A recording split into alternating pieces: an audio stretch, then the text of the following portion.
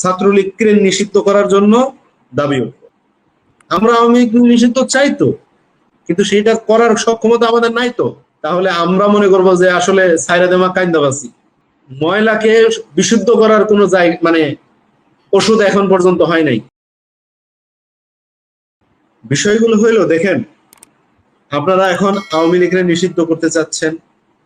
যারা এই দাবিটা হয়েছিল ছাত্রলীগকে নিষিদ্ধ করার শুরুতে, ছাত্রলীগকে নিষিদ্ধ করার জন্য দাবি উঠব। ছাত্রলীগ নিষিদ্ধ করলো, আমরা রাজনৈতিক দল সরকারকে বাধা দিইনি। সরকারের এখতিয়ার আছে নিষিদ্ধ করার, সরকার ভালো কাজ করছে, ঠিক আছে, আমরা বাধা দেইনি তো। আমরা তো মিটিং মিছিল করি নাই সরকার কেন নিষিদ্ধ করলো, যমুনা ঘেরাও করো করছি, করি নাই তো। সচিবালয় ঘেরাও করো করছি, করি নাই তো। আইন বিভাগ ঘেরাও করো করি নাই আমরা।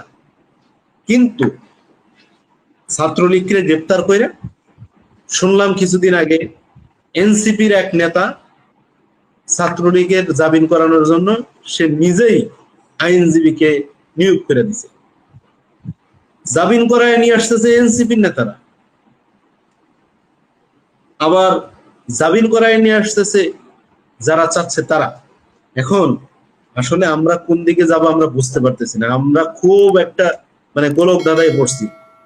ঢাকায় একটা 7 রাস্তা নামক রাস্তা আছে, যে রাস্তার মাঝখানে দাঁড়াইলে নিজের বাড়ির রাস্তা কোনটা খুঁজে পাওয়া যায় না। আমরা এখন ওই রকম একটা রাস্তায় পড়ে গেছি। আসলে আমাদের বাড়ির রাস্তা কোনটা সেটা খুঁজে পাইতেছি না। এই 7 রাস্তার মোড়ের মতো আমরা পড়ে গেছি। কখন যে কে কি চায় আর কখন যে কে কি করে সেটা আমরা আমাদের বুঝতে খুব কষ্ট হয়।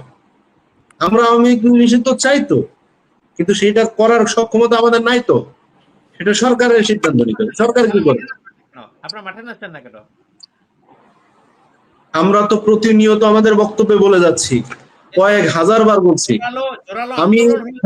আমি 5 আগস্টের পরে কোনোদিন 2টা, কোনোদিন 1টা, কোনোদিন 3টা টক শো আমি করছি। প্রত্যেকটা টক শো আর প্রত্যেকটা বক্তব্যে যদি বলে থাকি মিনিমাম 1000 পার হয়েছে। এরপরেও যদি আপনারা বলেন আমরা বলি না, তাহলে এটা দুঃখজনক, আত্মঘাতিক আমরা মনে করি। এরপরেও আমাদেরকে যদি এইভাবে প্রশ্নবিদ্ধ করা হয়, তাহলে আমরা মনে করবো যে আসলে সাইরা দেমা কাইন্দাবাসি।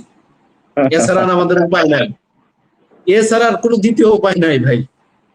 আমাদের অবস্থা হয়েছে এই, কারণ আমাদের গায়ে লাগে গেছে কালার, আমরা রাজনীতি করি। রাজনীতিবিদদের গন্ধ এত মারাত্মক, যেমন ময়লাকে বিশুদ্ধ করার কোনো মানে ওষুধ এখন পর্যন্ত হয় নাই, ঠিক ওই রকম রাজনীতিবিদদের গায়ে এত গন্ধ, সেটা বিশুদ্ধ করার মতো ওষুধ এখন পর্যন্ত আবিষ্কার হয়নি। আমরা জানি না সামনের দিনে হবে কিনা, কিন্তু আমাদের গায়ে গন্ধ আছে। আমরা যেদিকেই যাই সেদিকেই সমস্যা।